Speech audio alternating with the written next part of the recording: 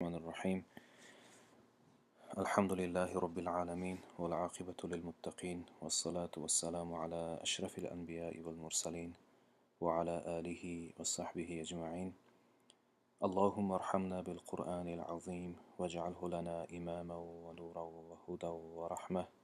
اللهم ذكرنا منه ما نسينا وعلمنا منه ما جهلنا وارزقنا تلاوة القرآن آناء الليل وأطراف النهار واجعله لنا حجة يا رب العالمين. اللهم إنا نسألك الهدى والتقى والعفاف والغنى وصلى الله تعالى على خير خلقه محمد صلى الله عليه وسلم وعلى آله وصحبه أجمعين. خب برادرای عزیز، تصمیم گرفتیم که ماه شریف رمضان که ماه مبارک است، ماه نزول قرآن است، ماه است که در این ماه قرآن عظیم الشان نازل شده است. بنابراین تصمیم گرفتیم که این نیت خیره در همین ماه شریف رمضان شروع کنیم و درس های تجوید قرآن به زبان تاجیکی ساده، به زبان عادی تاجیکی ساده، یعنی با شما صحبت داشته باشیم. بنابراین انشاءالله از درگاه خداوند باری تعالی تمنای و ندارم که خداوند در این کار توفیق عطا کند و آسان گرداند. پیش از شروع کردن درس چند نکته را میخواستم تذکر دهم که بنده همچون یک نو شاگرد، نو قدم در این ساحه یا اینکه در این میدان قدم نهاده ایستادم. بنابراین هرچی پیشنهادات و هرچی اراداتی که باشد میتونید به جانب بنده ارسال نمایید و انشاءالله که پذیرفته میشوند. دیگر نکته که میخواستم پیش از شروع درس تذکر کنم خب این است که رفتی درس با زبان عادی تاجیکی گوییم یا اینکه لهجه بگیم جریان می‌یابد، به خاطر که ساده تر و آسان تر می شود. برای بنده نیز آسان است که با لهجه صحبت داشته باشیم. خب دیگر چیز درس تجوید، در خصوص درس تجوید دیگر نکته که میخواستم بیان کنم این است که خب این درس برای نفرای میتواند مفید باشد که الکی حرف شناس هستند و نیتی یعنی قرآن خوانده میتونن فقط به تجوید، به همون قواعدی که مخصوص خواندن قرآن کریم است. بنابراین این درس برای همون نفرایی هستند که حرف شناس هستند ولی تجوید را نمیدونن. کوشش میکنیم که درس ساده باشد و آسان فهم و کوتاه باشد، چون که وقتی مبارک شما نیز بسیار تنگ است برای این موضوع ها. بنابراین کوشش میکنیم که درس کم باشد. خب درس اول، شکل درس یا که درس به همین شکل جریان می‌یابد که درس اول و موضوع درس خوانده می شود. امروزه درس یکم الفبای زبان عربی.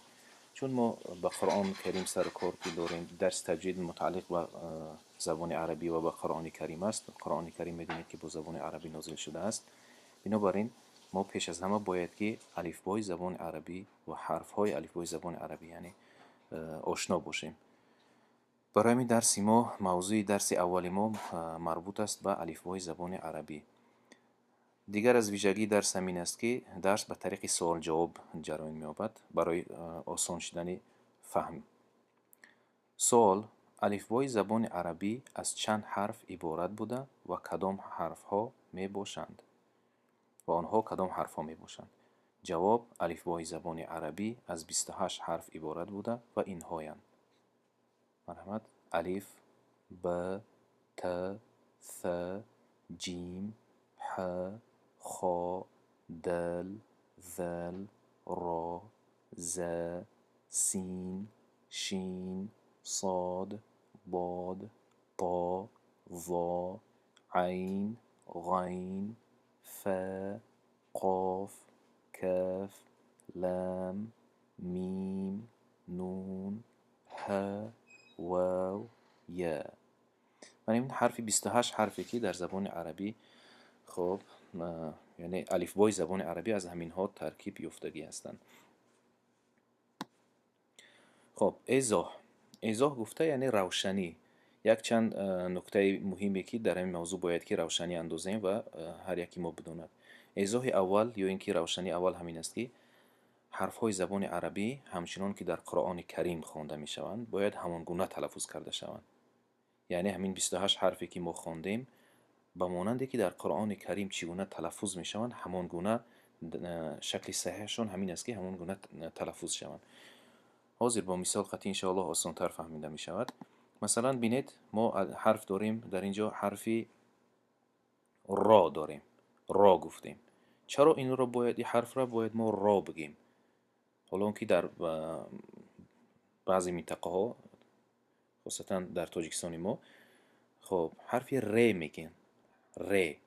یا اینکه اگر در عموم گیریم همین خیلی خونده می شود الف ب ت س جیم ح خ دال زال ر ز سین شین صاد لاد همین شکل خوانده می شود و آمدگی اتقه ازغه میگیم.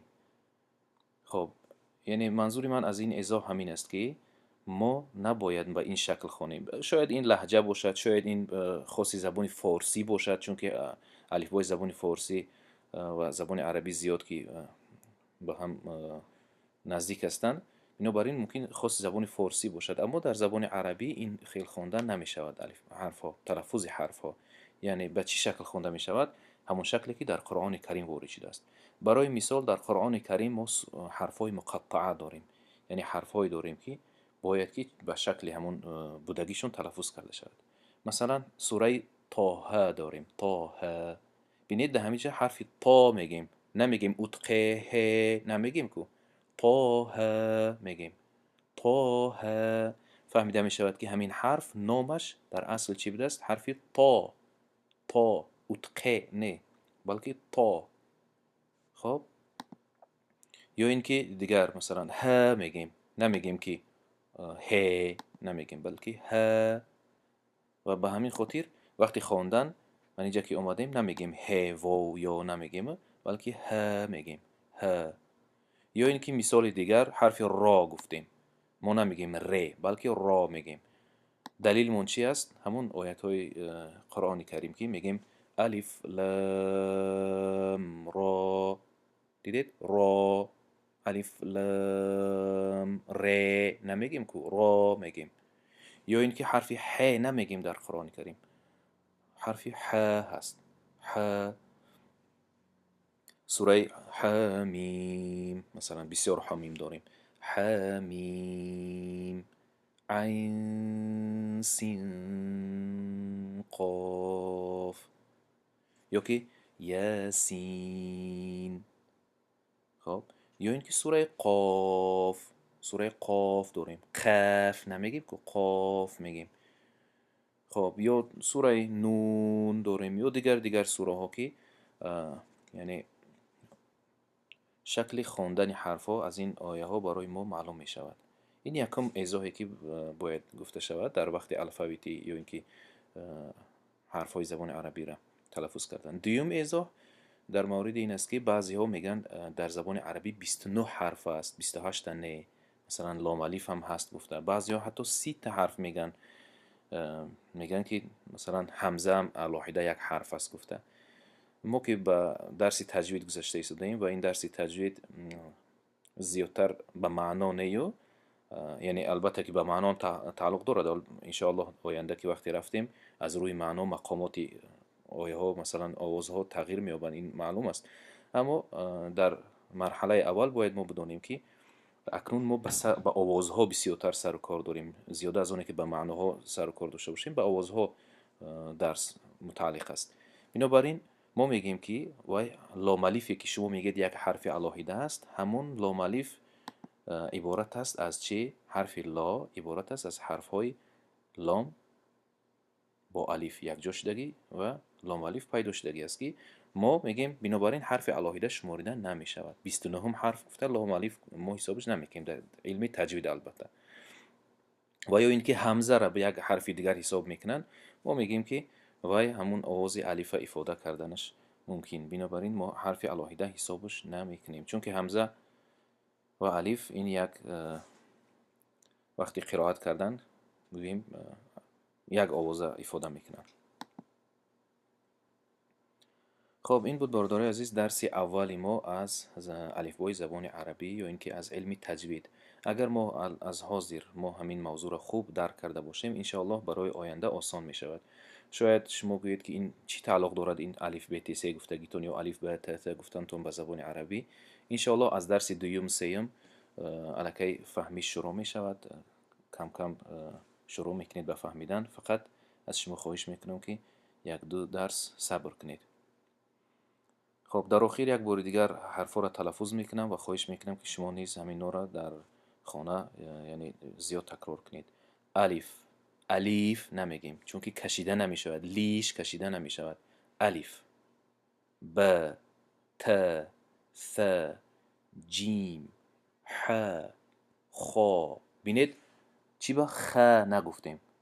مثلا گفتیم که ت، ث، جیم گفتیم، ح گفتیم، اما خا گفتیم، اینش آ گفتیم.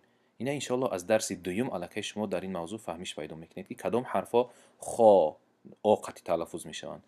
دل، ذل، را. بینید را آ قطعی تلفظ شد، ر نگفتیم، را. ز، سین، شین، صاد، باد. صاد به آقت تلفظ شد، باد به آقت تلفظ شد. تا، ظا، عین، غین، ف، قاف، کاف، لام، میم، نون، ه، واو، یا. این بود درس امروزه ما برادرای عزیز. سبحانك اللهم وبحمدك ونشهد أن لا إله إلا أنت نستغفرك ونتوب إليك.